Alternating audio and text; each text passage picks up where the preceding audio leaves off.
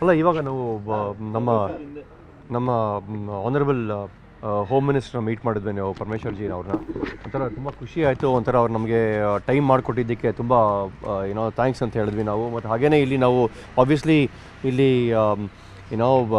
ಇಲ್ಲಿ RCB match ಅವರು ನಡೆಸ್ಕೊಡ್ಲಿ ಅನ್ನೋ ಒಂದು ಭಾವನೆಯಿಂದ ಬಂದಿದ್ದು. ಅವ್ರು ಖಂಡಿತ ನಿಮಗೆ ಸಪೋರ್ಟ್ ಮಾಡ್ತೀವಿ ಅಂತ ಹೇಳಿದ್ದಾರೆ. ಸೊ ಇನ್ಫ್ಯಾಕ್ಟ್ ಇವತ್ತು RCBನವರು ಬಂದಿದ್ದರು ನಮ್ಮ ಜೊತೆಯಲ್ಲಿ. ಒಂಥರ ಜಾಯಿಂಟ್ ಡೆಲಿಗೇಷನ್ ಬಂದಿದ್ದು KSA ಕಡೆಯಿಂದ ನಾನು ಮತ್ತು ವಿನಯ್ ಮೃತ್ಯುಂಜಯ, ಹಾಗೆಯೇ RCB ಕಡೆಯಿಂದ ಅವರು ರಾಜೇಶ್ ಮೆನನ್ ಅವರು ಬಂದಿದ್ದರು. ಸೊ ಹಾಗಾಗಿ ಒಂದು ಒಳ್ಳೆ ಡಿಸ್ಕಷನ್ ಆಯಿತು. ಸದ್ಯಕ್ಕೆ 12ನೇ ತಾರೀಕು ಅವರು ಹೇಳ್ದಂಗೆ ನಮ್ಮ ಇವರು ಹೋಮ್ ಮಿನಿಸ್ಟರ್ ಅವರು ಹೇಳ್ದಂಗೆ ಒಂದು ಕಮಿಟಿ ಏನು ಫಾರ್ಮ್ ಮಾಡಿದ್ರು ಅವ್ರ ಜೊತೆ ಒಂದು ಮೀಟಿಂಗ್ನ ನಡೆಸಿ ನಾವು ಆದಷ್ಟು ಬೇಗ ನಾವು ಒಂದು ಡೆಸಿಷನ್ಗೆ ಬಂದು ಅದನ್ನು ನಾವು BCCಗೆ ತಿಳಿಸಿ, ಅದಕ್ಕಂದರೆ ನಾವು ವೆನ್ಯೂಗಳು ಮಾಡಬೇಕಾಗತ್ತಲ್ಲ, ವೆನ್ಯೂನ ಅನೌನ್ಸ್ ಮಾಡಬೇಕಾಗತ್ತೆ. ಮತ್ತು ಟಿಕೆಟ್ಸ್ ಆಗಲಿ ಸುಮಾರು ಜನ ಹೊರಗಡೆಯಿಂದ ಬಂದು ನೋಡೋರು ಇರ್ತಾರೆ.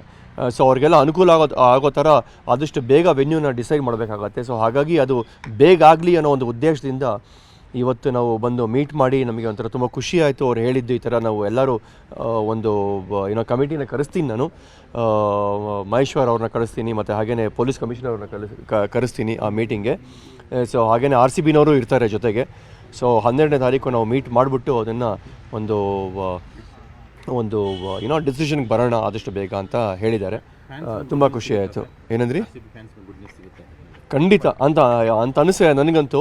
ನಾವು ಅದು ಫಸ್ಟಿಂದನೂ ಹೇಳ್ತಾನೆ ಇದ್ದೀವಿ, ನಮ್ಮ KSA ಪರವಾಗಿ KSA ಕಡೆಯಿಂದ ನಾವು ಏನೇನು ರೆಕಮೆಂಡೇಷನ್ಸ್ ಇದೆಯೋ ಎಲ್ಲನೂ ನಾವು ಪೂರೈಸ್ತೀವಿ ಅಂತಲೇ ಹೇಳಿದ್ದೀವಿ ನಾವು. ಅದು ಫಸ್ಟಿಂದ ನಮ್ಮ ಮಾತು ಕೊಟ್ಟಿದ್ದೀವಿ ನಾವು, ಅದು ಮಾತು ತಪ್ಪೋದಿಲ್ಲ.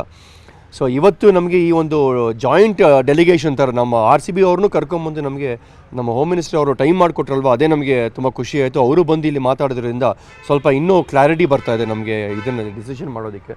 ಸೊ ಹಾಗಾಗಿ ಇವತ್ತು ಇನ್ನೊಂದು 2 ದಿವಸದಲ್ಲಿ 2-3 ದಿವಸದಲ್ಲಿ ಖಂಡಿತ ಒಂದು ಒಳ್ಳೆ ಸುದ್ದಿ ಸಿಗತ್ತೆ ಅಂತಾನೆ ಒಂದು ಆ ಭಾವನೆ ಇದೆ ನಮಗೆಲ್ಲರಿಗೂ. Thank you very much sir. ನಮಸ್ಕಾರ.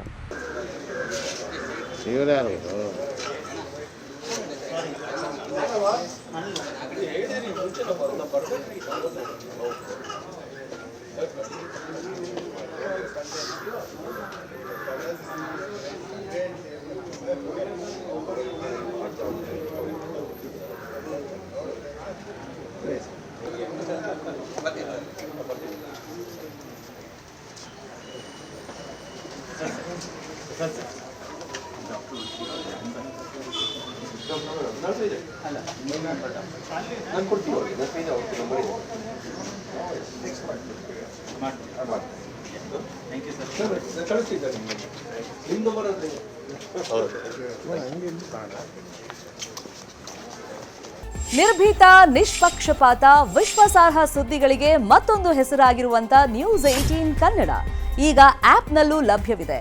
ದಯವಿಟ್ಟು ಇಲ್ಲಿರುವಂತ QR ಕೋಡ್ ಸ್ಕ್ಯಾನ್ ಮಾಡಿಕೊಂಡು ಆಪ್ ಡೌನ್ಲೋಡ್ ಮಾಡೋದಕ್ಕೆ ಮರಿಬೇಡಿ. ನಿಮ್ಮ ಬೆಂಬಲ ಹೀಗೆ ಸದಾ ನಮ್ಮೊಂದಿಗಿರಲಿ. ಧನ್ಯವಾದ.